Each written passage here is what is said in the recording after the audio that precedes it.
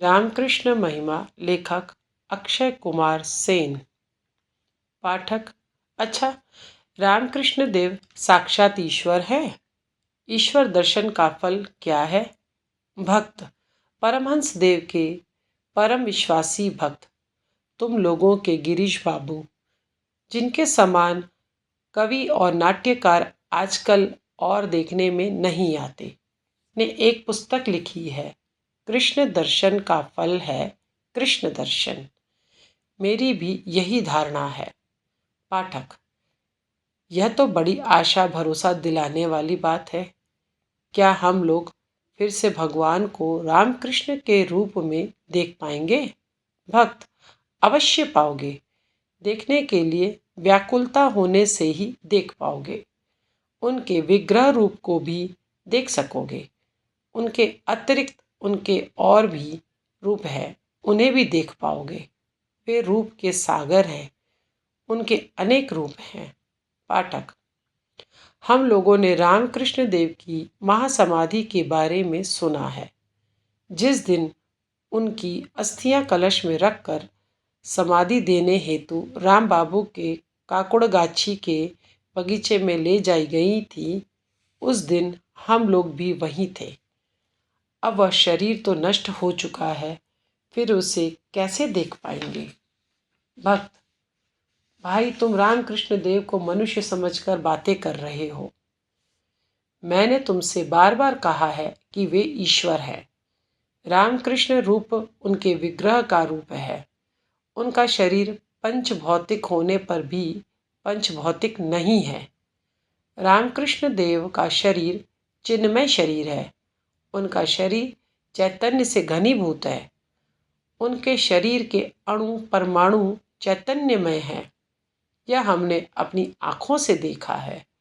उनकी नरलीला की समाप्ति अवश्य हुई है, पर देह की समाप्ति नहीं हुई है। भगवान के विलास की देह कभी नष्ट होने वाली नहीं।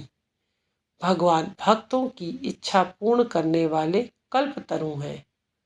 भक्तों की इच्छा पूर्ण करने के लिए विग्रह रूप धारण करते हैं, और वे वह विग्रह रूप कभी नष्ट नहीं करते, न ही उसे नष्ट करने का अधिकार उन्हें है।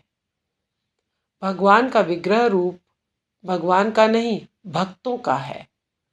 तुम्हारी शंकाओं के नाश के लिए परमहंस देव के एक भक्त की चर्चा करता हूँ, सुनो। भक्त का नाम है श्री दुर्गाचरण नाग। वे ठाकुर की लीला समाप्ति के बाद बड़े अधीर हो उठे थे। खाना पीना सब त्याग दिया था। उनके उपवास के 3-4 दिन बाद नरेंद्र जी को खबर लगी। नरेंद्र जी ने तो बड़े कोमल हृदय के हैं। दुर्गाचरण के घर जाकर देखा तो वे मृतप्राय पड़े हुए थे। नरेंद्र जी ने उन्हें खिलाने की बड़ी कोशिश की, पर सफल नहीं हुए। तब नरेंद्र जी ने कहा कि मुझे कुछ खाने को दो। दुर्गाचरण ने दुकान से एक दोने से नाश्ता लिया। अब नरेंद्र जी को कचौड़ी या मिठाई जरा चखकर उनके हाथ में देते हुए वह दुर्गाचरण खा लेते। नरेंद्र जी का पेट भरा था। वे और कितना खाते। उन्होंने बाकी का नाश्ता दुर्गाचरण के हाथों में खाने के लिए धर दिया, और दुर्गाचरण ने दोने का वह नाश्ता, हाय रे मैं हतभागा कहते कहते तेजी से जाकर गंगा के पानी में फेंक दिया। दूसरे दिन पड़ोसियों ने बहुत जिद करके धर पकड़कर उनसे चावल पकवाया। भात जब पकने को आया तो दुर्गाचरण ने एक लकड़ी ले भात की हंडी को फोड़ दिया और यह कहकर रोने लगे, हाय रे मेरे ऐसे ठाकुर चले गए और मैं भात खाऊं। ऐसा न छोड़ बंदा देखकर ठाकुर ने उन्हें दर्शन दिया। उसके बाद उन्होंने भात पका कर खाया। पाठक: आह, ठाकुर की चर्चा जैसी मधुर है, उनके भक्तों की बातें भी वैसी ही मधुर हैं। महाशय, रामकृष्ण देव के भक्तों के संबंध में और कुछ बताइए ना। भक्त: तुम्हारी जिज्ञासा सुनकर मुझे भी बड़ा आनंद हुआ। तुम्हारे ऊपर रामकृष्ण देव की ऐसी कृपा है कि तुमसे उनकी लीला की चर्चा करते करते मेरे हृदय में भी फुहारा छूट रहा है। जो मैं नहीं जानता था, ठाकुर उसे भी जना दे रहे हैं। तुम्हारे जैसे लीला तत्व के पिपासु का संग पाकर मैं भी धन्य हो गया। रामकृष्ण देव के भक्तों की बातें अत्यंत मधुर है और उनको साथ लेकर ठाकुर ने जीव शिक्षा के लिए जो सारी लीलाएं की, वे तो और भी मधुर हैं।